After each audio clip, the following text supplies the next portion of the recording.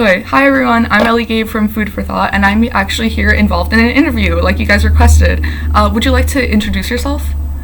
Sure. My name is Leah Kurtz. My pronouns are they, them, and I'm a freelance writer in New York, and I organize with the Sunnyside, Woodside Mutual Aid in Queens, New York. So, starting off strong, how many people do you guys serve? So we operate once a week on Saturdays. We have two pop-up food pantries, and at each pantry we get between like 40 to 70 people. So total, that's, around like, anywhere from like, usually it's like 100 to 130 or 140 people every week, but it fluctuates. So have you worked in food pantries outside of this one organization before? So, what actually prompted me to start the food pantry was my work with another organization called Chili's on Wheels. It's a nonprofit vegan like mutual aid group, and so they, do similar to things what we do. They give away food. All of their food is vegan and plant-based, and so when the pandemic started, I wanted to do something. I saw that there was a local mutual aid in my neighborhood in Sunnyside, Queens that I joined, and then I was able to collaborate with Chili's on Wheels to start the food pantry, and it kind of grew from there. But I would volunteer with them and do these like overnight, 12-hour cooking marathons for their harvest community meals that they would do every year, which fed thousands of people. Well, sorry, that's really cool to hear that you're targeting, a lot of people and not just, how do you say, the people who can eat regular food, especially as someone with celiac disease. That's great to hear. And also, do you guys collaborate with other people or other organizations like that often? Yeah, so right now, I guess our main collaborator would be a nonprofit in Brooklyn called One Community. So usually once a month, we will drive down. They operate out of the Brooklyn Navy Yard. So we'll drive down and we will do food distribution to their food pantry, which is in a community center called the Ingersoll Community Center. And so basically we'll do a couple running carfuls of food to their pantry, and then in return they will give us whatever food that kind of they have to spare. Usually it's bags of produce. Last on Saturday, we brought back tons of like oranges and onions. Sometimes it's coconut water. It just kind of varies. But so that's a current collaboration. But like since we've started, it's always been collaborative with other community groups in our area, whether it's like the Sunnyside CSA, which is community supported agriculture. We used to give out produce from CSA shares through them that were subsidized, and we would store that in the cold storage of a bar called the Globe in Sunnyside, and their walk-in cooler. We are based out of a church. Like, we're not a religious group, but we store our food, and we kind of pack our bags and keep it going out of this like church basement. So everything is very much like we're all just communities, we're all just neighbors, kind of like working together. There's a lot of overlap with community gardens. So yeah, it's very much a spirit of collaboration. So then, in your experience, have you seen food insecurity affecting the people who go to these food pantries' lives and maybe their relationships with others or anything of that nature? Yeah, so I mean, food insecurity was certainly an issue before the pandemic, but it got a lot worse once the pandemic hit. According to some census statistics, it was over 6 million people who were food insecure. I think that's that's just the New York City metropolitan region. That was it was 6.2 million people as of May in 2020. It did drop the following year to 3.5 million, but that's just because of pandemic kind of state funding, additional SNAP benefits, the USDA grants that a lot of farmers and food pantries got to be able to source local produce. A lot of that has ended. The SNAP benefits ended in March. The USDA grants ended last year. And that's really, really made it harder for people to get food because not only are things more like, not only did they lose that funding, but also food has never been more expensive, rent has never been higher, inflation, like job security, like all of those kind of compounding things have made it really hard for people to access food. And the people that we see the most on our pantry lines are elders. They are elderly people from East Asian, South Asian, and Latinx backgrounds. That's primarily who's on the line, not exclusively though. And it's really, I think a lot of people don't think about like what the face of hunger is, but it can be anyone actually. Like anyone could be food insecure and you might not know it just looking at them. But we have people who are pushing walkers and with canes, on our lines. We sometimes, we'll have families, children, like just anyone, working class people who need extra groceries. So we kind of help supplement that. But like the need is there, and the need will only get worse as like the city is cutting benefits to services that people depend on, whether that's the libraries, whether that's like free transportation, whether that's access to food. Definitely. And I'm sure we mentioned in the interview that this is a very, hyper local community. But I was wondering, how do you determine the locations of your soup kitchens? I know, we've mentioned before operating out of a church and also being in the area, but how do you really, find these places to organize in? Yeah, so when we first started, it was just based on proximity. Like the first pantry I did actually was in front of a church really close to my house, but there wasn't a lot of foot traffic. And so I was like, okay, let me go to the train station. That's where people, there's like people who sleep under the train station who don't have homes, and that's where people are coming and going. We'll get more foot traffic. And so we started off there, and then we expanded to 3 food pantries. And we just pop up. Like we literally show up, we set up a table, we put food on the table, and we give it away.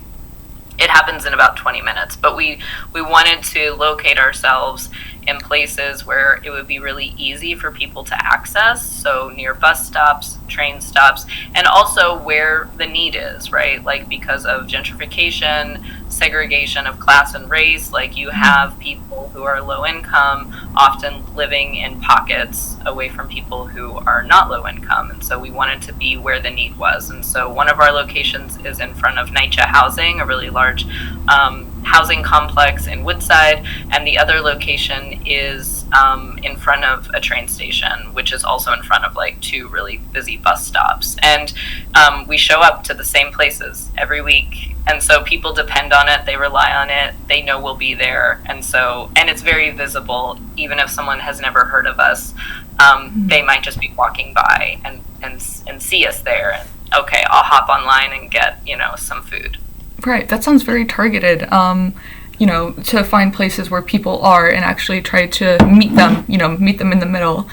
And so with that, I have to ask, do you think that the people who are suffering from food insecurity, who are in need of these services, are adequately informed or familiarized with soup kitchens and food drives? So I think to some degree, yes. There are a lot of barriers to accessing that information.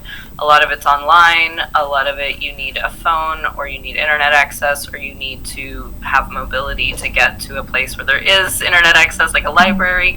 But I think we really rely on like word of mouth, and I think if a resource is good, people spread the word. People are very connected. Again, like in the spirit of mutual aid, like people are connected if they have to be, right? If your survival depends on knowing where these places are, you will make it your, mission to know where these places are. But, not everyone has the same resources. And so, like, whether it's WhatsApp groups or whether it's word of mouth, I think people share the word within their communities, but there are always going to be people outside of that who don't know and who have a hard time knowing. It requires literacy in a certain language. It requires, fluency in a language. Not everyone has fluency in English, and a lot of resources are only in English. What we have done to make sure people know who we are and where we are is to flyer.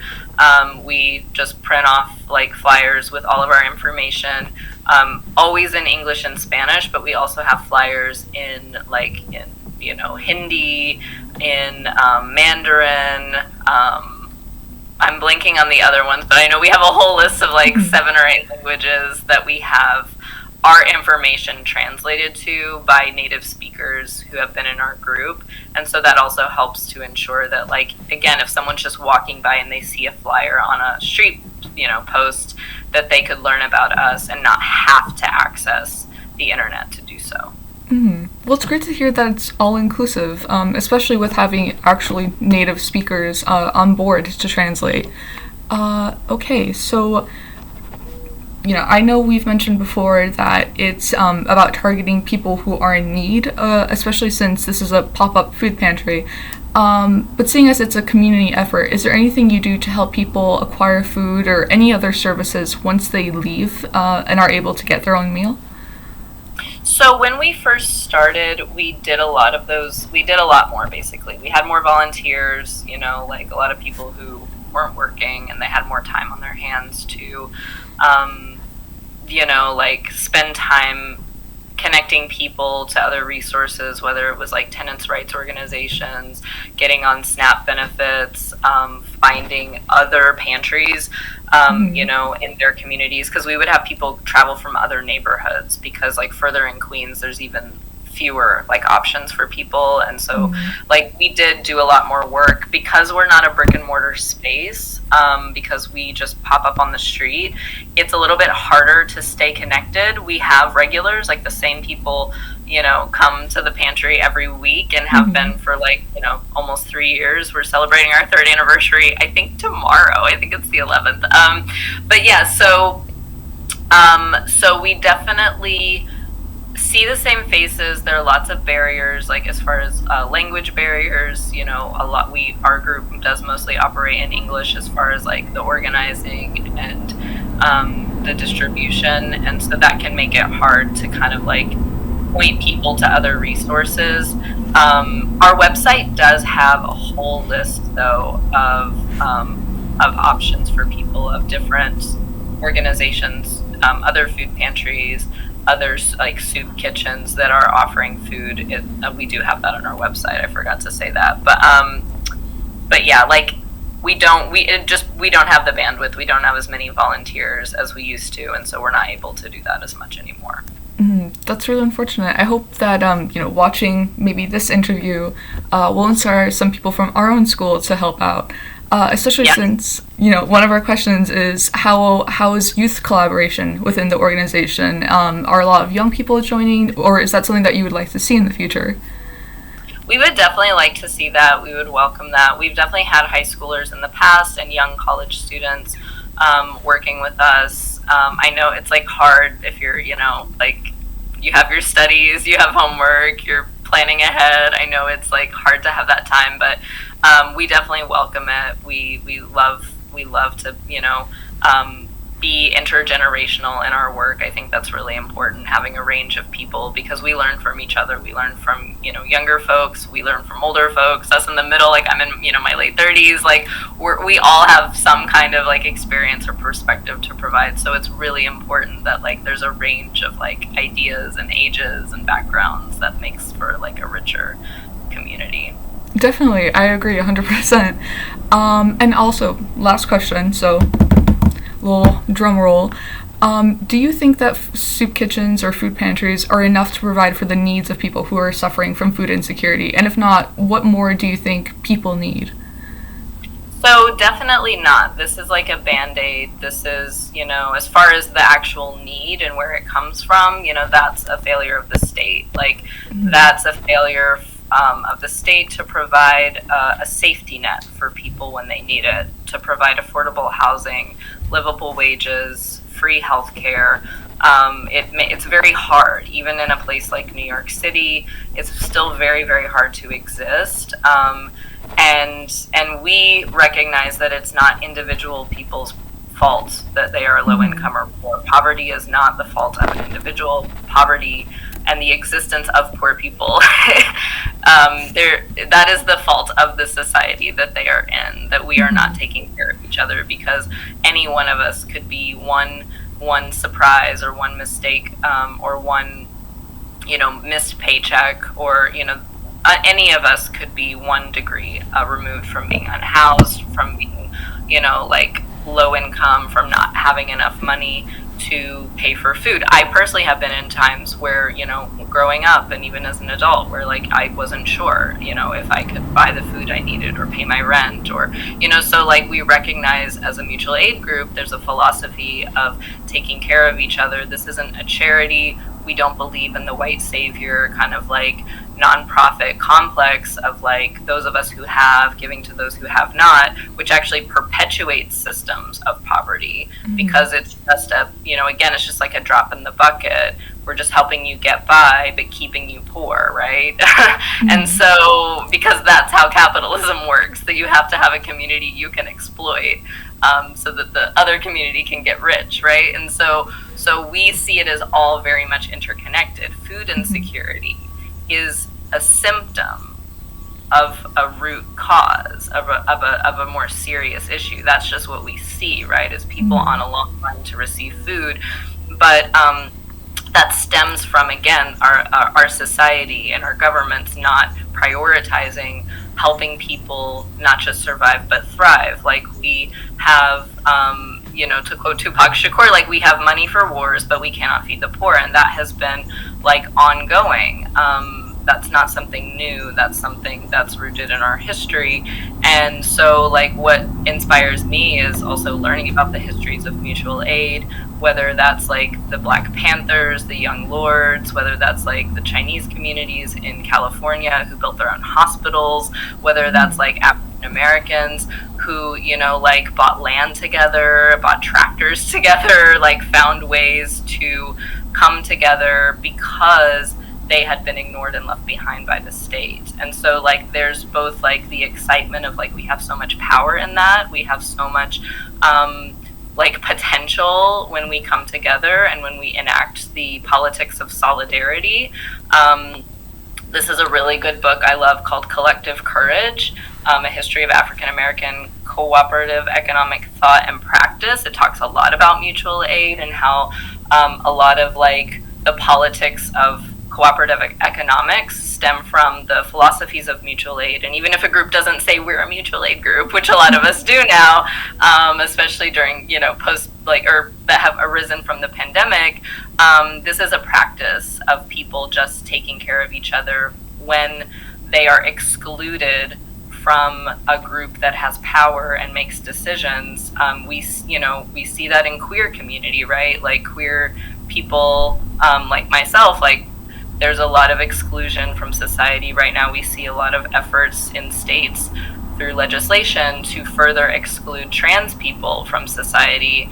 And so it's like we then have to, take care of ourselves and band together and meet our own needs because the state is saying, we don't think you exist. We don't want to take care of you. You're a second-class citizen or whatever. So like, as there is a long history of that, at least in this country, I can speak to, for as long as that has been, there has also been a long history of people saying, okay, we're gonna take care of each other. It's not gonna be perfect. It's certainly not always going to actually like meet everyone's needs because it's a struggle, right? Like it's very much like an uphill struggle, but there's a lot of power in that, and it's something that is interconnected to so many different issues, like whether it's climate collapse and wanting healthier, more nutritious, and more sustainable sources of food, and helping people connect to that, more like local sources of food. Like when the pandemic started, a lot of our food relief was connecting people to like schools and places where the government was giving away food, and a lot of it was really, really garbage food. Like it was junk food. It was like, white bread with bologna and cheese product slapped in the middle. It was not,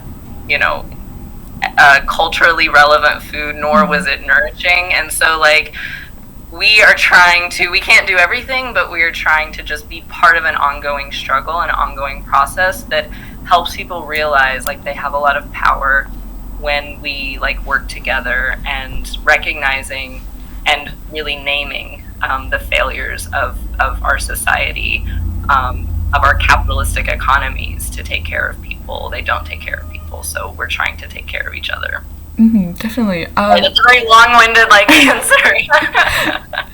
No, but it's very true. I know in our own research, the amount of times where we were like, "Hey, this is all connected." Like every source of discrimination, every source of bigotry, every source of where you can be disadvantaged. Like it was crazy to see how much higher the percent, like probability of becoming food insecure or falling into poverty was.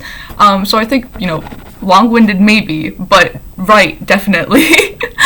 Yeah, and I mean, I think the exciting part of that can be both depressing to see, like, oh, this keeps happening over and over again. It's the same, like, system in place that, is oppressing people. It's all connected, but I guess the upside of that is once you start engaging with that and once you start pinpointing it and kind of unraveling these threads, like you see that when you tug on one side of it, you're also kind of helping unravel another side. You can only do so much, and like I'm focused on food relief, but we have so much, again, like opportunity to unite those groups. And like whether you're doing like abolition work and focusing on ending carceral systems like prisons and policing, or whether you're doing food justice work, or whether you're doing climate work, they are all like values aligned, and we can all like recognize that we share a lot of the same goals, and we can unite in different ways, right? Definitely. This has been like a super productive conversation. I hope that everyone who's listening to the interview takes something from it. And is there anything else that you would like to add before we let you go? Well, I would definitely encourage anyone watching this to, whatever neighborhood you're in, look up and see if there's a mutual aid group in your neighborhood, or a community center, or a progressive group that you can be a part of. You're welcome to come to Sunnyside and Woodside and like work with us. But I also encourage you, like the point of it is to change the way you see your community and the way you identify as like a member of your community, your neighborhood, even your street. Get to know your neighbors. Think of yourself as a member of a society. Like capitalism wants us to feel isolated, to stay in our homes, stay in our cars, or like very much like be so worked down and tired that we don't have the energy to expend to organize together to make things better. And so even something as simple as like going to a community garden and like working, or if there is no community garden, like planting some pollinators in the patch of dirt nearest to you, even if it's like surrounded by concrete. Like there's so many ways to start to feel more connected and invested in the place that you call home. And in doing so, you'll find it makes you feel really good, and it's like really therapeutic, and really like, and then when other people see you doing it, they might want to join in, because we all kind of want to live this way. We just forget. We're told to forget. We're made to forget. And so it's a nice reminder. I mean, this is how our food pantry started to begin with, right? Like someone helped me do it. I started doing it. Other people saw it and they wanted to be involved. They were excited by it. They saw it and they were like, yeah, I want to do this. And so like doing things that, might seem really small and might seem like really unplanned or not fully formed. It's totally okay. You don't need a website to do it. You don't need a name. You don't need anything. You could like make a pot of soup and go to the park nearest to you and like give away some soup. That could be, and that is an act of mutual aid. That is an act of care. It doesn't need to involve hundreds of people. It could be something really, really small and simple and still be really meaningful, and you don't know where it will lead. It could blossom and bloom into something really cool and change your life and change your community. Definitely. Well, thank you again for meeting with us, especially since it's a Monday afternoon. I'm a freelancer. Mondays don't mean anything to me. Okay, so really glad to meet you. Thank you for all your responses. I hope everyone finds them very helpful. And that is a wrap. Yeah, it's been lovely to talk to you, and yeah, I hope you all get something out of it, and it prompts you to, I don't know, like, just look it up, check it out,